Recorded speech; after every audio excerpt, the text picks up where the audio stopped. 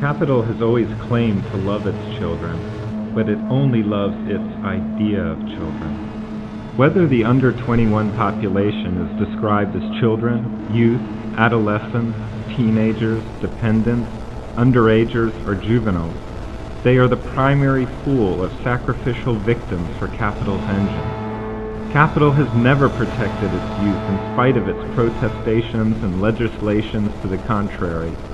Rather, it breaks their desire, fills them with guilt, treats them as slaves, transforms them into micro-consuming machines, exposes them to unbearable amounts of boredom, and when necessary, will even put them on the sacrificial altar of the law and execute them. Youth are imprisoned from the moment they can be removed from the family, not just in juvenile detention, asylums, addiction clinics, and other houses of horror, but in daycare and schools. Here they are prepared for a life of drudgery, boredom, false pleasures, and wage slavery. The overwhelming tedium and relentless boredom inspired by authoritarian education slowly becomes bearable as youth gradually adjust to having their lives stolen and trademarked as the property of capital.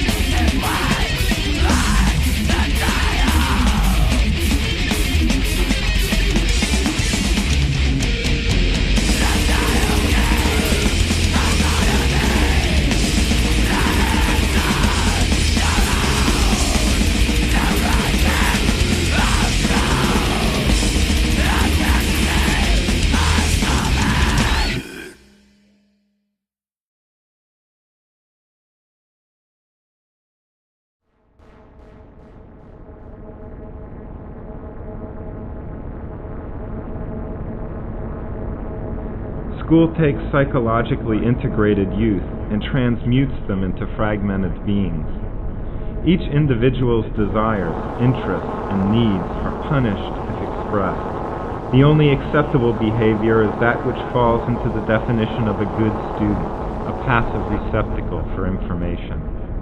School steals the capacity for autonomous action. Youth become little more than passive information receptacles and conduits.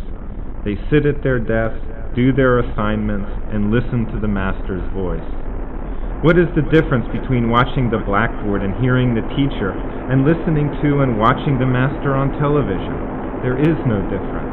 They are both passive forms of consuming information that is pre-selected by capital. School fragments time. The day is not a continuum or an ever-expanding set of possibilities. It is a predetermined schedule sliced into uniform periods.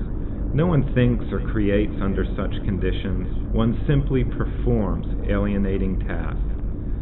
This is only preparation for factory and office work, where these false conditions of temporality and of separation will continue until death.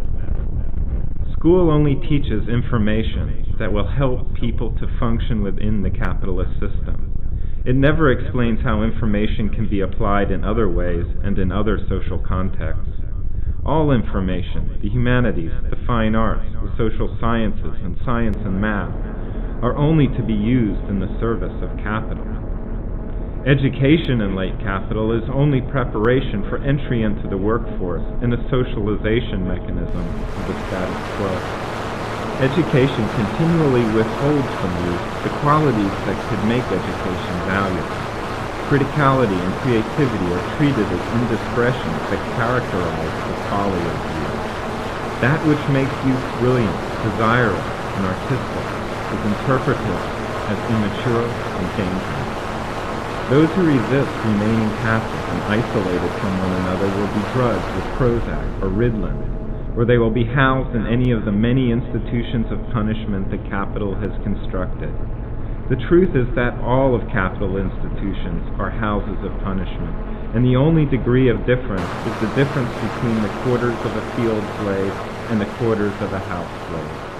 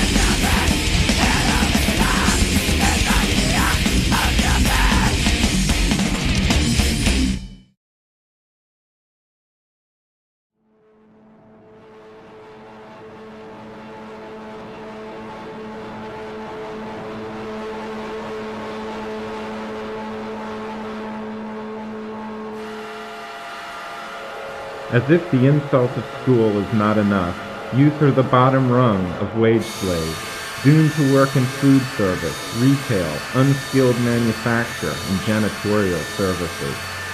The fate of youth is to be tortured by ideologues by day and worked to death for a scandalous wage at night. In the workplace, as well as in school, youth are taught that productivity is work, that is, time and space lacking pleasurable stimulation and meaningful social contact. The workplace ensures that youth will learn that others are only competitors that hinder them from acquiring desired goods. The workplace kills any possibility of creating social space based on mutual desire. The workplace further reinforces the futility of voluntary cooperation for emergent ends.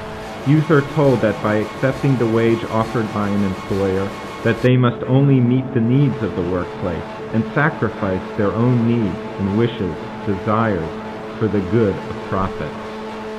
Work begins the process of turning youth into cyborgs. Technology has no liberating purpose in the workplace. It exists as a means to extend the bodies of youth into rationalized engines of exchange. Work withholds all that can make technology liberating. The technology of work is not open to general usage. It functions only within the particular parameters of the means-end process necessary for production. Work socializes youth to believe that they cannot function without the technology of work, that it is a necessary part of their identity and role. Youth are thereby turned into slaves who desire the chains which bind them and fear engaging the process that will transform their chains into weapons of liberation.